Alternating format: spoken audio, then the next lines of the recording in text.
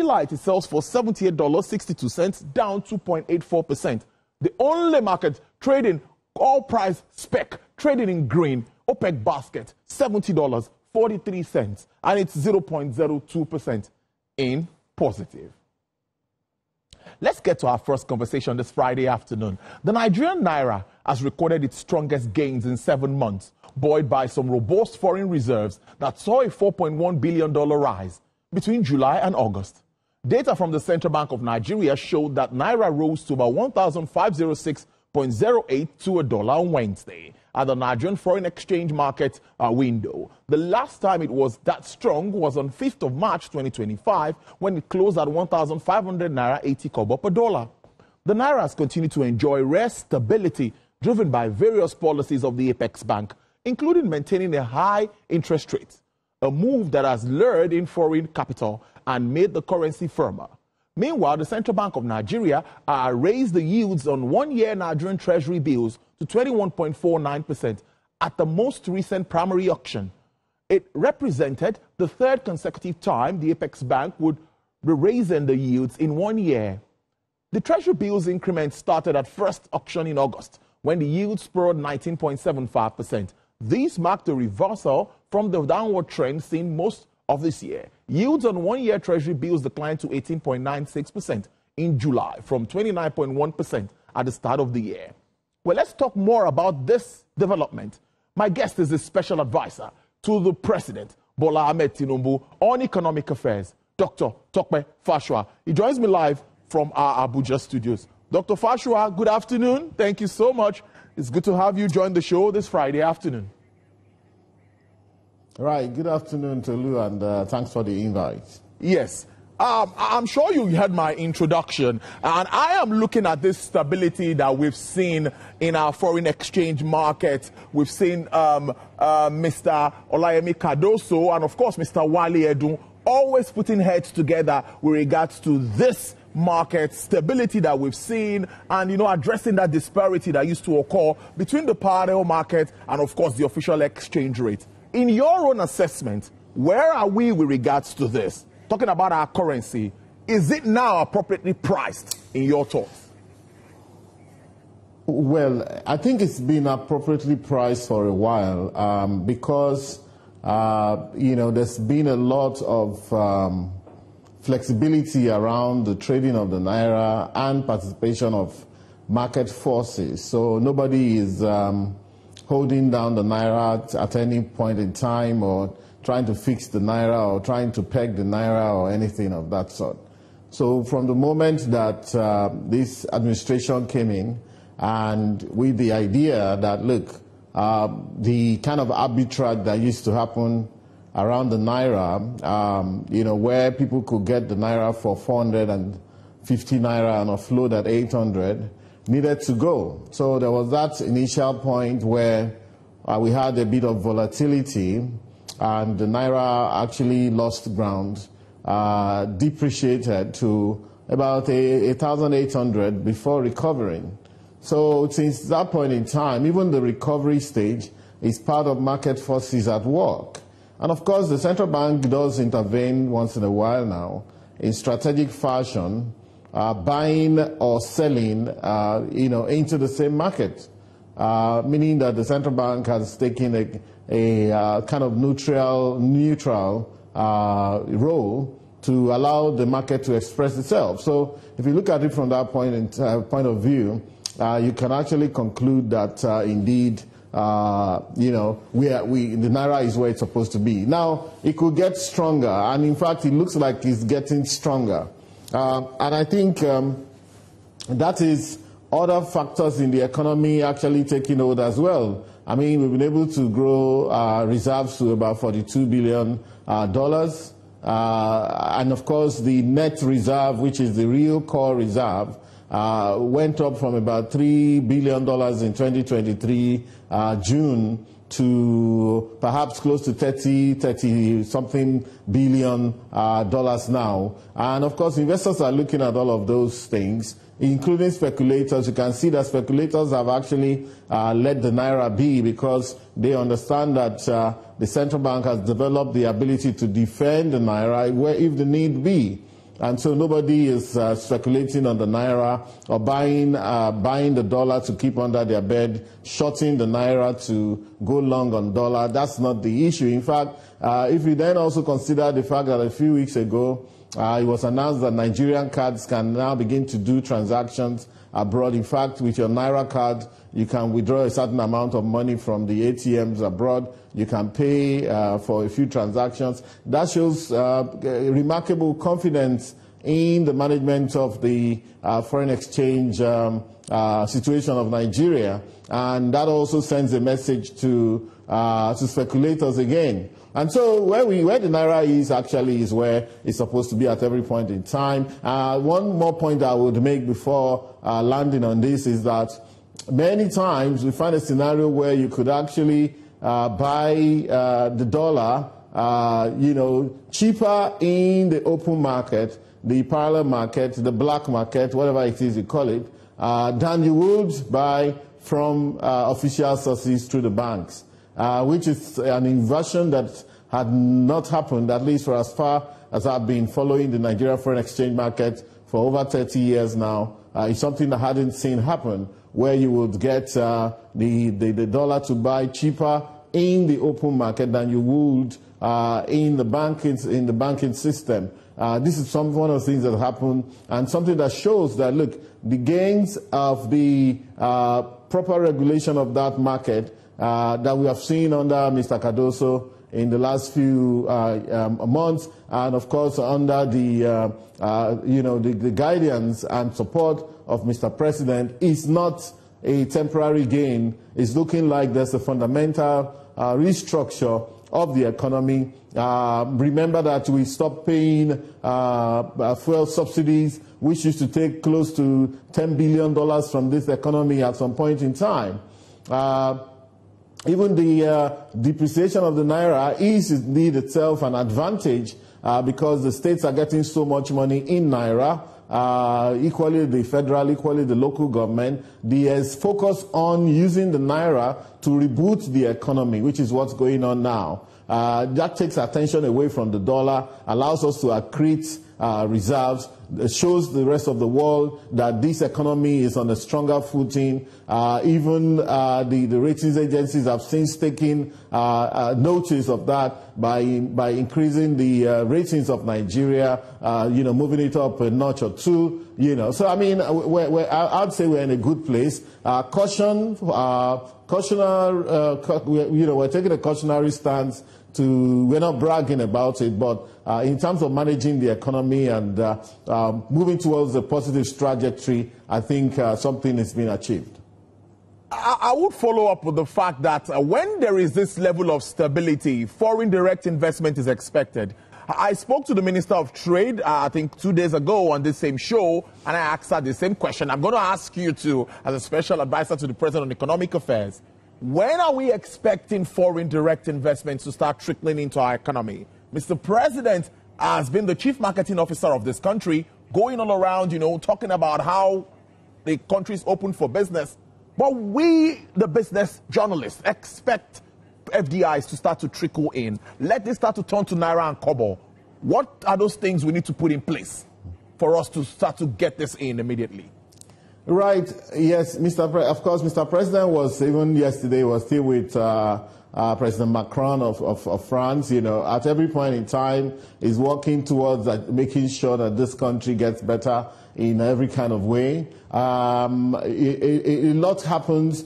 Just last week, a number of our ministers were in IATF in Algeria, the Inter-Africa Trade Fair. We're pushing at every point in time. There's a lot of activities going on. There are a lot of multilateral events that are going on where Nigeria features. There are also bilateral ones where Nigeria is talking to different countries across the board, trying to make things happen. The things that needed to be done have been done. That I can tell you, especially the reforms around the Naira, the reforms around petrol. I think that we now need to begin to look at Nigeria in a Nigerian economy in a different way. For example, the reforms around petroleum has actually created a kind of new oil and gas sector where Nigeria is now pushing out refined products to even developed countries. That never happened before. And Nigeria, I mean, of course, the other time I learned and I heard Mr. Dangote saying that they had exported 1 million tons of refined products to United States alone. 1 million tons. That's 1 million multiplied by 1,000 kilograms. Imagine the volume that we're talking about. When I did the calculation, maybe it was about almost $40 million worth or something, even more than that. Just export. Meaning that this is, those are the ways those are the things that are supporting the Naira even further. So we have to start looking at Nigerian economy in different ways. So first of all is that a lot of money will come and they are being collated at the central bank, capital importation, by which people who are bringing money into this country will register that they're bringing in money. So it takes a while for the central bank to compile that number and to release it to the press. To journalists to say X amount has come in. However, I want to also let you know that a lot of the foreign investment that came into Nigeria back in the day used to be skewed towards oil and gas. So it was, Shell was bringing in some new investment to develop a new field, or Chevron, or Oando, or the other players, Total, Health and Co. But now we see a scenario where most of the assets, especially the onshore assets of those companies, have been bought by local players. That the Oandos of this world, the Seplats of this world have taken out Mobile. MRS has bought quite a number of the assets of Chevron, and Renaissance has taken over a lot of the assets of Shell. Now, what that means is that new investments have been made by these companies, into developing the assets that they have acquired will no longer feature as foreign direct investment. If they were in the hands of foreigners, they would have featured as foreign direct investment. But now a lot of the investment may just go in as domestic investment. And so, whereas we shouldn't be too fixated with pursuing foreign direct investment as if we were helpless to help ourselves. The reason why many of the assets in the oil sector have now been taken over by local players is because we are showing that we are competent and that we can also manage our own affairs ourselves, even in that sophisticated industry called the oil and gas industry. So that's very important for us to note. And of course, 50% of Nigeria's production of crude oil on a daily basis, the 1.7 million barrels that we do, 50% of that is being done by local players now, with the balance being done by the IOCs who are still around, many of whom are now playing deep sea, in deep sea. So let's look at but there's foreign direct investment. If you look at some of the discussions in Brazil, which culminated in the immediate opening of a Barca connection, airline connection between Sao Paulo and Lagos, which is going to be developed. That was an immediate, gain from that, and money is going to come into that. Investment is going to come into that. So when you're looking for those foreign investment, you should also look at some of those flows that would happen as a result of the trade connections that are being made in all of these, travels that not only Mr. President but his ministers and other operatives of government have been undertaking. So I think that we are onto a new trajectory, but you need that introspection to be able to identify what the real, inflows are and when they come. Indeed. Now, let me ask you this. We agree to the fact that the macro are looking pretty well. Inflation, well, we still have issues with month-on-month inflation, but year-on-year inflation seems to be on the decline. Now, you've talked about foreign reserves, which is above $41 billion US, which is also a positive for Nigeria. Net reserves doing pretty well. But Nigerians are asking the question, or let me ask you on their behalf, that what really is the deliberate action from government to address the vulnerable ones that are challenged, that are actually impacted by the fallout of some of these policies. What is on ground? A lot of schemes we hear of, but can you tell us some? Okay. You know? So that Nigerians know where Thank you very much. A lot of things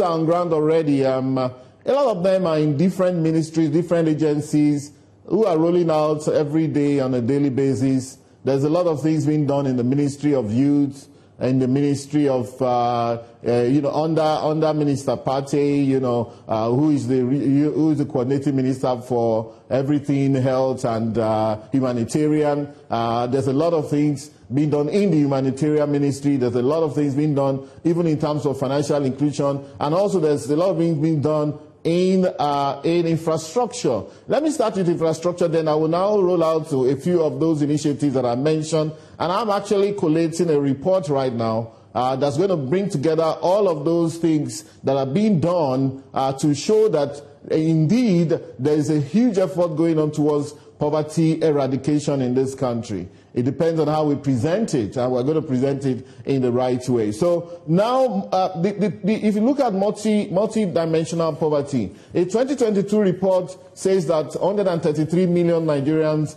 are in multi-dimensional poverty. People like to use it as a weapon so often. But what is multi-dimensional poverty? It's non-income poverty. It measures how distant people are from critical infrastructure that they need. It's only in the last 2 years that we have had a road built and commissioned going to Nembe in this country. Nembe and other axes in the Niger Delta used to be cut off, and you can only get there by a boat, by a speedboat or canoe or something. In some parts of Taraba, we still have that problem. So for those who complain that Nigeria is spending on infrastructure, I just want to tell them that the only way you can reduce multidimensional poverty is via the provision of infrastructure. And, from my own research, if Nigeria continues along the infrastructure building path and continues to invest in critical infrastructure like schools, like health centers, like roads, like bridges, stuff that people really need, like water, like electricity, even alternative energy, not only grid power. In the next 10 years, if we start from 2023, with this strategy, in 10 years, about 70 million people would have been taken out of multidimensional poverty in Nigeria alone. And of course, that's going to also reduce at least take out about 35 to 40 million people from abject poverty, food poverty in this country. So that's it. It needs to be very much emphasized that the only way you can reduce multidimensional poverty, QED, is by investment in infrastructure across the board. There's no other way. You have to just do that for the people. So let's encourage the state governments and, of course, the federal government in their infrastructure in opening up new ways. One of the ways that you can reduce poverty is by enabling people who are poor to be able to relocate from where they live to where they can get some better prospects. So the road is important. The bridge is important. Even the coastal roads that we mentioned, the arterial road that will go through this country, all of those things are important towards bringing in new initiatives, new investment. And, it also goes back to the issue of foreign or local investment.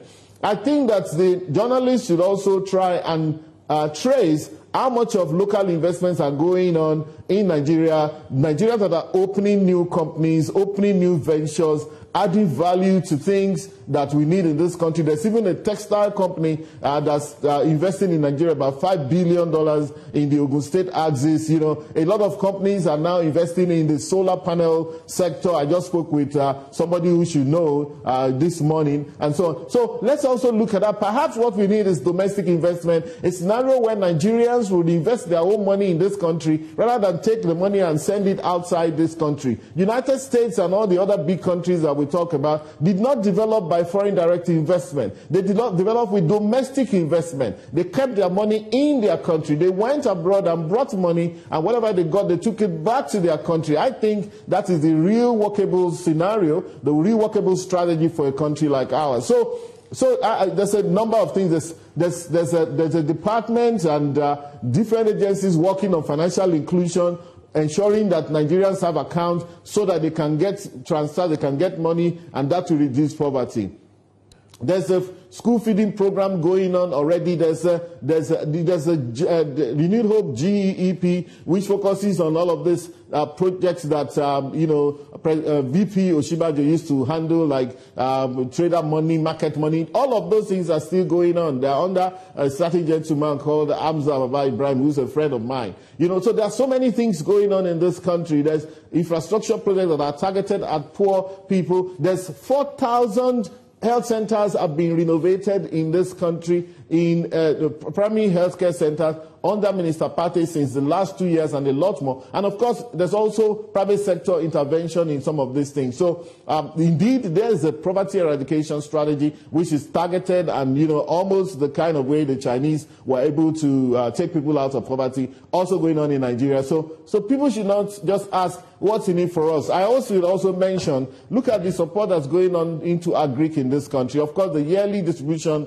of fertilizer is one thing. Fertilizers became very expensive. The government had to step in to ensure that we got fertilizers and distribute to states so that production can go on. Last year, we had a very good harvest in this country. The floods came, but they did not actually damage us too badly. This year, it's likely that we're going to have even another bumper harvest because a lot of people have gone to the farm. There's a lot of incentive. The value of where the Naira is has strategically also encouraged our people to go back to farm. This morning I was reading about the cashew farmers, some of them complaining about, they don't want us to export anymore, shea nuts. There's a certain temporary ban on that as well because we need to feed local industries. So if we don't, there's also the soybean aspect. People who do soybean oil, if you go to Kano in Chalawa area, you see several industries that are there, and I think that is what we really need, that local organic, renaissance of the economy, that, the things that we need ourselves, we should be able to produce rather than get fixated with this idea of everything must come from abroad. No, we're not that helpless. Like the Vice President would like to say, we should take dignity even in our own poverty if we are poor. But I don't believe we're poor as a country. I believe that we have great prospects, and a lot of the activities of government and a lot of the efforts are coming together, and they will come together even more and begin to show very positive results in the next couple of months. Finally, we have 2 minutes to wrap this up. I don't know if we can do this in 2 minutes. The tax law, the implementation should start up from next January, that's 2026. There's been a lot of back and forth with regards to that. Even the ministry had to react to the 5% tax on Fusifor. But generally, my question is what you make of the expected implementation of the entire document. I think it's going to be seamless. I even have a bet I took with Dr. Teriba, where he challenged me one day that that tax law will not be implemented as that by January. And I said, I'm willing to take a bet. I can't remember how much we put on it anyway, but that's just by the way. I believe it will be seamless. Because it's a matter of, it's an imperative. It needs to be done. And everything has been set. There'll be 1 or 2 tweaks here and there. For example, I think you mentioned the issue of the 5% surcharge, which has been dropped from what I understand. And of course, it's not something that's going to kick in January. Every other thing is going to kick in. Who doesn't want it to kick in? Most Nigerians are going to be getting a huge tax relief by January. A lot of people who had been taxed earlier on their pay-as-you-earn will get a lot of relief. A lot of people will walk away without any taxes. In fact, from the analysis I've seen, any family that's earning, anyone that's earning 1 million naira per annum will not be taxed. That's 800,000 base, 200,000 for your rent. So if you have a wife and husband who are earning 1 million each, that is 2 million naira they can walk away with and not be taxed at all. And I think this is great because before, the barriers were a lot lower, maybe like 200,000, and then people start to tax you because the government understands that, of course, inflation has come in, the value of the naira is lower. But what we have seen is an increased velocity in terms of in terms of productivity in this country, whether from the individual perspective or even from companies, especially local companies that are now doing a whole lot. And Mr. President has said we should patronize local companies. As in fact, there's a rule that was enacted at one of the Federal Executive Council meetings to say buy Nigeria. And I think that should be, in fact, a couple of days back, some people were talking about, ShopRite is having issue. I said, well, we shouldn't be focused on maybe a South African supermarket line that came into Nigeria and seem not to be able to cope, but that's that. But if you look at, there are many other local companies that are in that space who have transformed the space. We went to Sahad stores, you see Ebano, all of those places that are going. I'm not giving them 2 free adverts in this place. So anyhow, but I'm just saying that we need to be very introspective in terms of how we analyze an economy where a president has taken a strong position, a position that most people would actually shy away from, to do the critical things that will begin to yield, not in the long run, but we're talking about even in the short and medium term. And let's just stay positive, like I'd always tell people. Thank you very much. Dr. Tope Fasua, Special Advisor to the President Bola Ahmed Tinubu on economic affairs. Thank you so much for your time on this program. Do have a great weekend. You're welcome. Thank you. All right, there's still to come on the show. We'll shift our attention to Nigeria's food and agricultural revolution under the renewed hope agenda, challenges and prospects.